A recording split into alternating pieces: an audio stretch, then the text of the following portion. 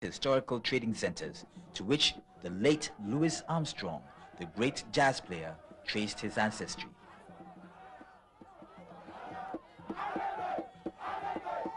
Fort Amsterdam, also known as Fort Abanze, overlooks Kromanse and Abanze.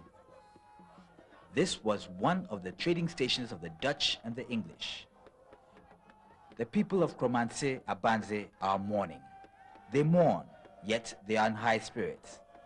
They await the arrival of the remains of their two ancestors.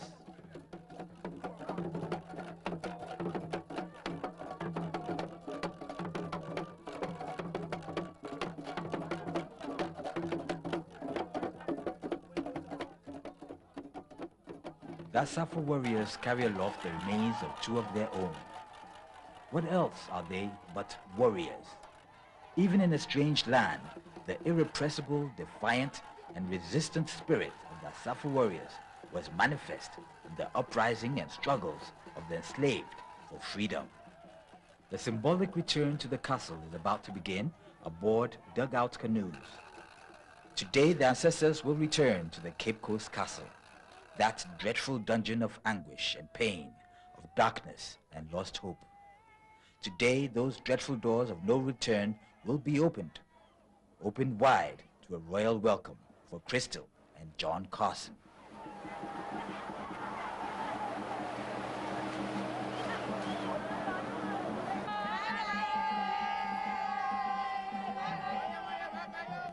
I am a warrior, and I'm not supposed to cry.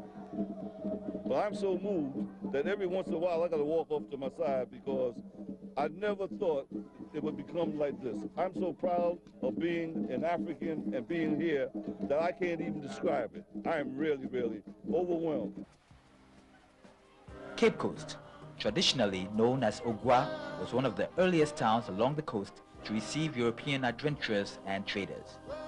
Before 1877, it served as the capital of the then Gold Coast, but then lost its position to Accra.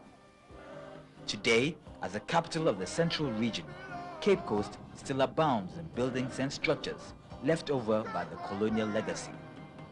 The most famous of these is the Cape Coast Castle.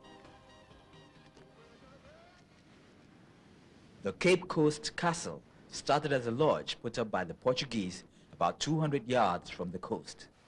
It was meant to facilitate the Portuguese trading activities with the people along the coast. As trading activities increased, it was expanded. The castle has been described as a concentration camp where captured Africans were kept, awaiting the arrival of the death ships for the journey to the unknown. The castle offers concrete testimony to the drama of human history and stands as witness to the slave trade.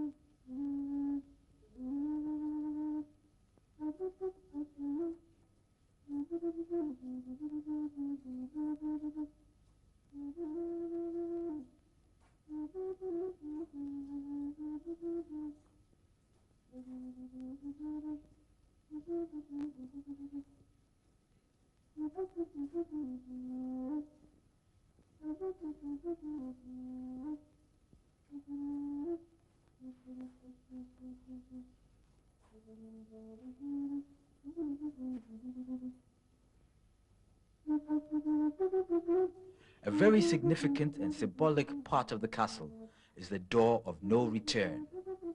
It was the final exit for the captives who were then sent to the awaiting ships. It marked the transition from captivity to enslavement, the last point of contact with the motherland. Today, the remains of Crystal and John Carson will be returned to the castle through this very door. What is the significance of this? One of the reasons we want to bring the body back through the door of no return, so that we can destroy forever the myth of a door of no return. Now we know the door of return, that there is no longer a door of no return. It has been destroyed. Now there's a door of return for all Africans to return home. Those bones from Jamaica and from the United States represent all of the millions, the hundreds of millions of Africans killed in the slave trade. Now that they have come back home, the spirits and the soul of the hundreds of millions have come. Now their children will be able to return. The myth of the door of no return has been destroyed. There's only now a door of return, and Ghana is the gateway to Africa, representing that door. This is the high point of the Emancipation Day celebrations, the climax. All are anxiously awaiting the arrival of the remains to make the triumphant return through that door of lost hope, now the door of return. The significance of this ceremony cannot be underestimated. It is the one dream that the millions of our brothers and sisters who were forcefully taken away from our shores prayed and hoped for. They prayed for the day. They dreamt about it.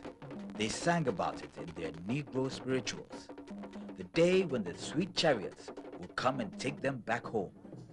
Home to the dear ones whom they were torn away from. Alas, it did not happen.